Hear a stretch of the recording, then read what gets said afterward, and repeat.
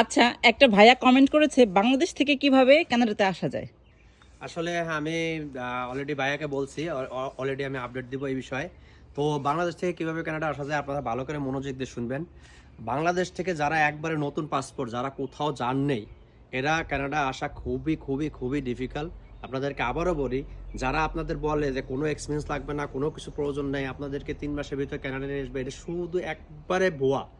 তো যারা একবারে নতুন পাসপোর্ট, এদেরকে খুবই খুবই ডিফিকাল্ট, আপনারা অ্যাপ্লাই করলেও রিজেক্ট আসবে।